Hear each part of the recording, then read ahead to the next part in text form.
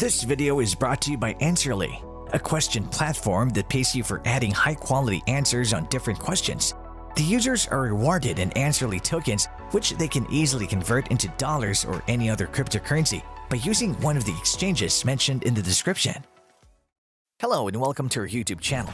In today's video, we will show you the things that confident men never do.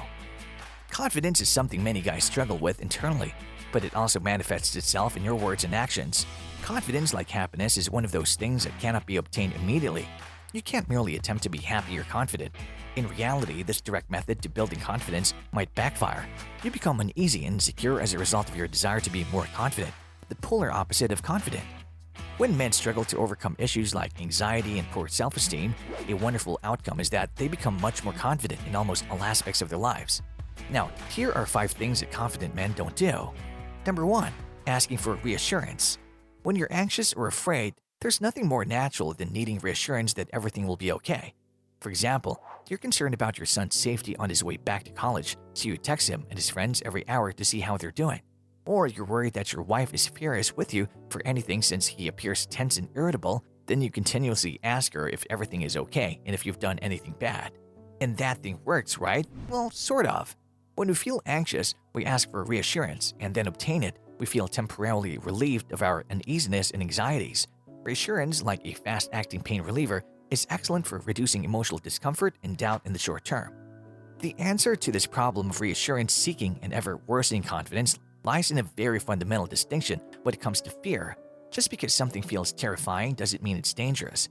You must train your brain to believe that feeling nervous is uncomfortable but not dangerous. That's something you'll be able to handle. But your brain will never believe you can deal with your fears and uncertainties if you're always seeking comfort from others. But wait, before we proceed, make sure to smash the subscribe button, click the notification bell right now, for you cannot miss out the remaining things that confident men never do. Keep on watching. Next up, number 2, ruminating on past mistakes. Rumination is a type of thinking in which we continuously review and replay previous mistakes or unfavorable experiences in the past, despite the fact that doing so provides no real benefit and has the unintended consequence of making you feel bad about yourself. How is that? Well, here's how.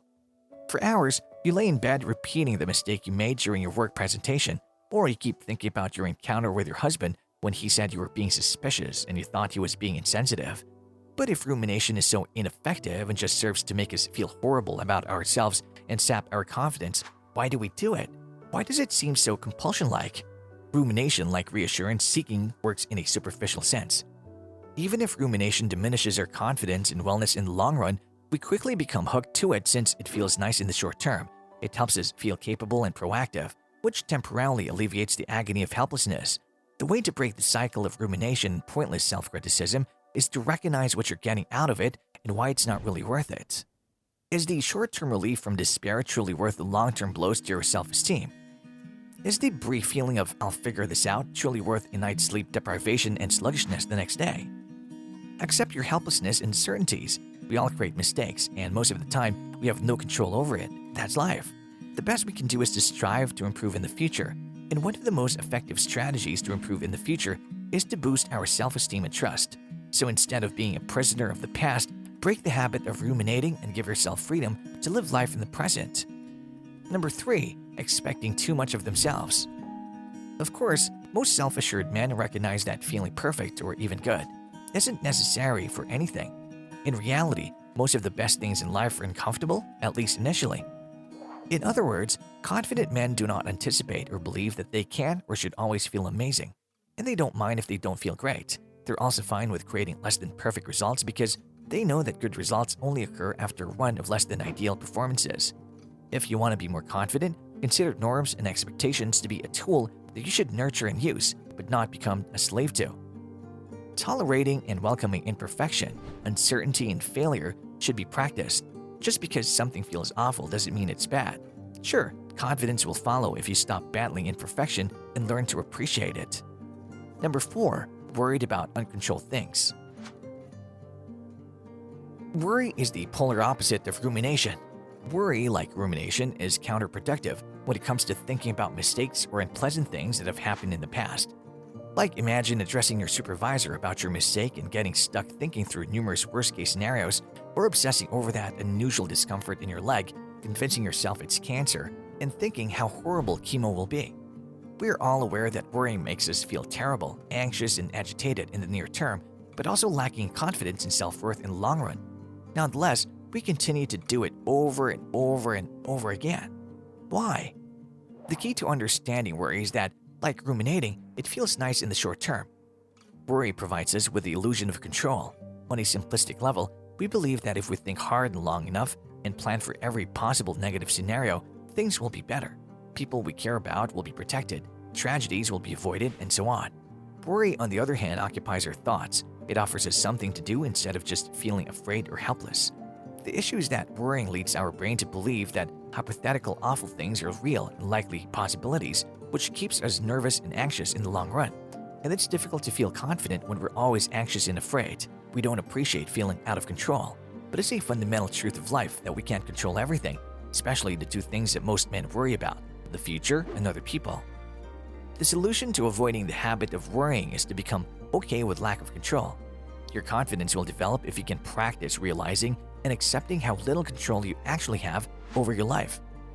Furthermore, you'll have more energy and time to invest in the areas over which you do have control. Stop worrying about the life you don't have and start taking responsibility for the one you do have. And lastly, number 5, making decisions based on how they feel. Confident men make decisions using value-based reasoning rather than emotion-based reasoning. Imagine this scenario. Your alarm goes off. You roll over and see that the alarm reads 5 a.m. You glance outside, and while it's still pretty dark, somehow you just know it's cold out there, really cold. On the other hand, your bed is so toasty, which brings you to a decision point. Should you get up and go for that run like you planned, or hit snooze, roll over, and hopefully hit the gym after work? After a few back and forths with yourself, you decide that it's just too cold out there, pull your blankets a little closer to your chin, roll over, and promptly fall back asleep. Did you just find yourself in some form or another? This is emotion-based reasoning. You've made the decision based mostly on how you feel, rather than what's most significant to you. Your goal was to start exercising frequently to improve your health. You were worried about the discomfort of running in the cold and relieved to be in your warm, comfortable bed. Eventually, you chose to stay in bed to avoid the inconvenience of getting up early and going for a run. Now, I'm not here to tell you if going for a 5 a.m. run is good or terrible, right or wrong, healthy or not. The thing is that you made that decision and then chose not to act on it. And this is a problem for your confidence. In short, if you want to build your confidence, you must improve your connection with your emotions. Try to think of them as potentially useful messengers rather than key decision makers. Begin in small steps to constantly follow through on decisions you've made, knowing that each time you're developing trust in yourself.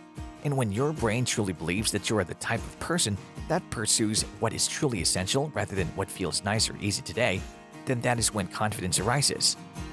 Alright, so those are our 5 things confident men just don't do. Now, if you struggle with low self-confidence, a new strategy might be to approach it in reverse. Rather than trying to do things that'll add confidence or make you feel more confident, work on eliminating things that are killing your confidence. Have you learned something? Let us know your thoughts on these things confident men just don't do in the comment section down below. We hope you enjoyed and learned something from this video. If you like this video, make sure to smash the like button and subscribe to this channel. To learn more about Answerly and Answerly tokens, check out the links in the description.